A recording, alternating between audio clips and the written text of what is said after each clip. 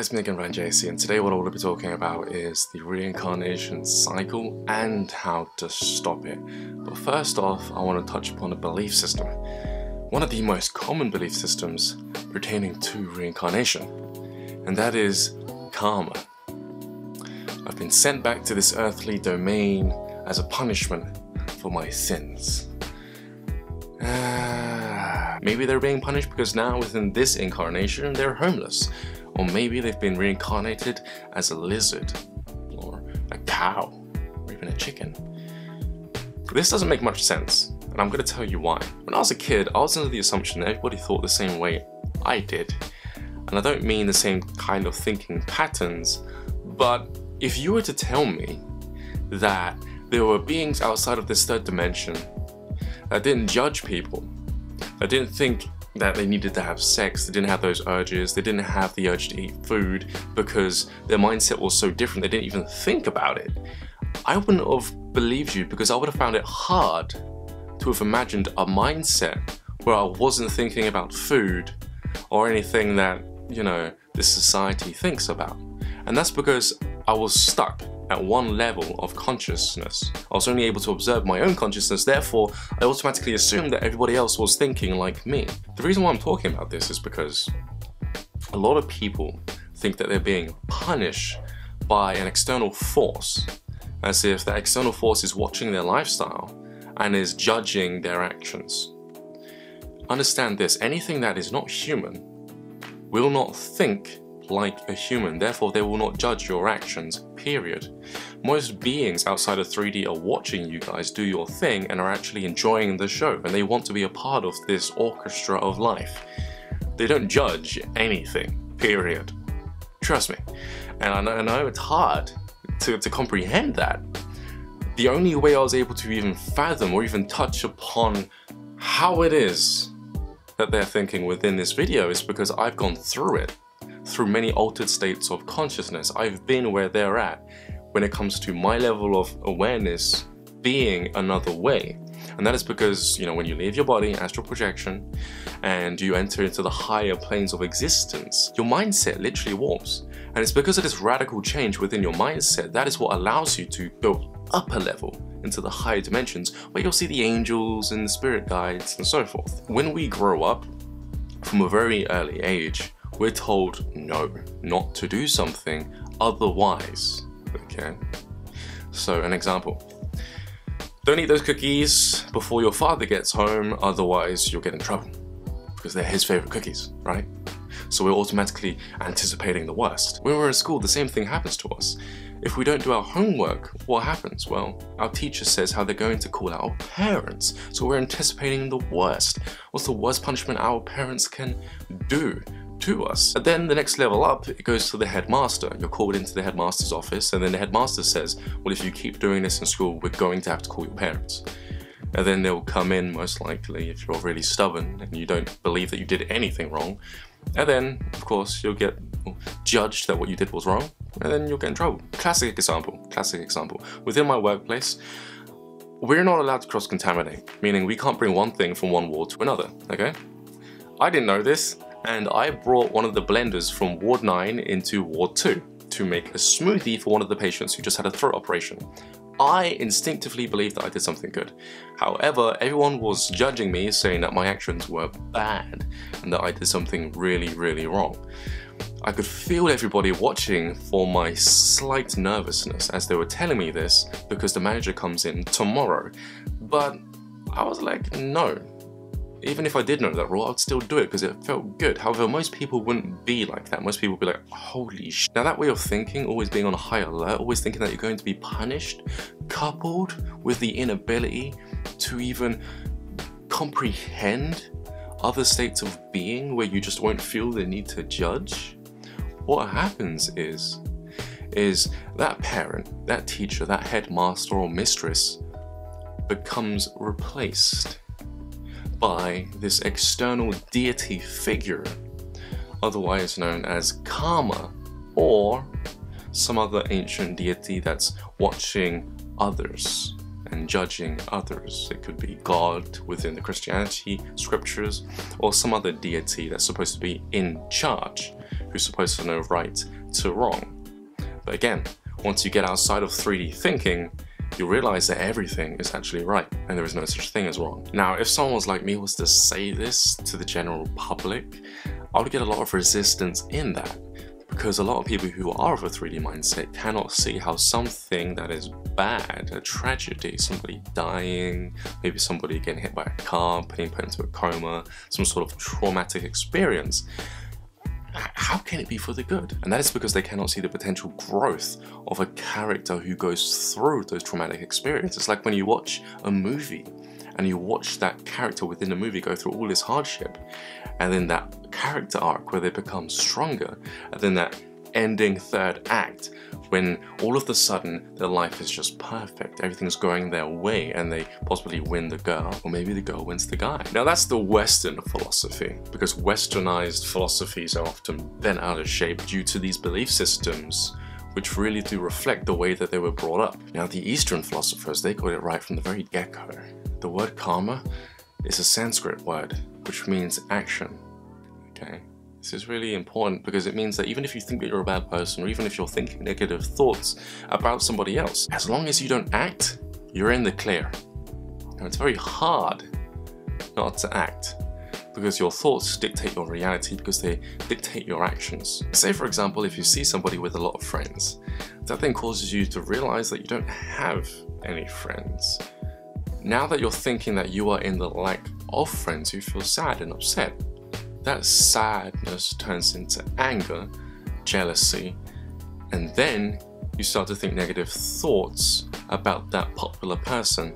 Now you'll start to talk about that popular person behind their back to the very few friends that you have. What's happening there is, now that you've spoken those words out into the universe, you're now going to attract other people that also talk about others behind their back. Okay? And then those people are going to start talking about you behind your back. So it's karma, it's a law of energy. You're speaking attraction into the universe. You'll attract people in that way. So really, how would you erase that negative habit of always talking behind somebody else's back, therefore bringing in that negative karma? Well, first off, you have to go back to the start. And that is to realize that that person who's attracting all of those friends, they're attracting those friends because they're just being them. Are you being you? Or are you trying to be someone else to attract friends? You see? So what wasn't you doing which didn't lead to you putting out positive karma so that people would see you, being yourself, feel comfortable around you, because then you're now giving them permission to be themselves? See, if you wasn't doing that, then you needed to do that. It had nothing to do with that person, period. Therefore, your subconscious mind, once you realize that, will have no reason to continue talking about people behind their back. You see, therefore the karma is now null and void. And that is just one example. There are many bad habits which a lot of people adopt, which cause them to then start speaking negative karma, or even acting physically, therefore having other people act physically towards them. Or maybe they'll be peer pressured into stealing, and then all of a sudden they'll then get stolen from. It's got nothing to do with punishment, but it has everything to do with the laws of vibration. Another topic of discussion when it comes to reincarnation, before I close this video down, is the topic of life purpose. If you leave this life without doing your life purpose, then you're coming back. Okay? Yeah, you probably are. Probably are. And it's because the soul isn't satisfied, because you've most likely been in resistance to your life purpose. And this is often because a lot of adults have the belief that if they don't continue their passion, which they used to do when they were younger, then they won't get paid. They don't see how it could possibly support them within their future, because it's a childish endeavor. You know, sculpting or painting or doing something that's playful. Children do that. I'm an adult, right? When you say those words, you're screwed. You really are. You cut yourself off from becoming expressive. Therefore, you won't find a way to attract money in that fashion of expression, artistry. So there are a lot of mental blockages which prevent people from stepping into their life purpose. and they're blockages that are adopted by their peers or by the people around them, whether that be friends or other employees within the workplace. An easy way to step into your life purpose is to look at examples where people are already practicing their artistry. Think about anything that you used to do within the past. Now go out of your way to search for others that are doing the same skills that you used to do but are living off of it. That then validates the fact that your belief was wrong, instantly getting rid of the blockage which is preventing you from stepping into, well, your life purpose. One more last thing before I close down. I just remembered sleepwalkers, the walking dead. Yeah, I don't mean the TV program, I literally mean people nowadays that are walking throughout life asleep. For example, unconscious eating. When you stuff your face and you're not paying attention to the flavors within the food. Therefore, it just slides past your taste buds, and then you feel the need to eat even more. Okay? The reason why you're feeling the need to eat even more is because you're not paying enough attention to the food, therefore your soul isn't cultivating enough information from that experience. Therefore, your soul feels, well, unsatisfied. So you'll keep eating and eating and eating, but you're not eating and being present at the same time. Maybe you've got Facebook on, maybe you're listening to the radio, maybe the TV's on. Your attention is being split apart into all these little subtle distractions, and that's stopping you from noticing the food. Not only that, but you could have some resistance to eating the food. Maybe you know that you're not supposed to be eating the food in the first place.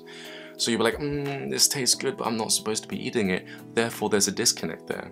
You're not allowing the whole entirety of yourself to become entertained by this food, satisfied by this experience.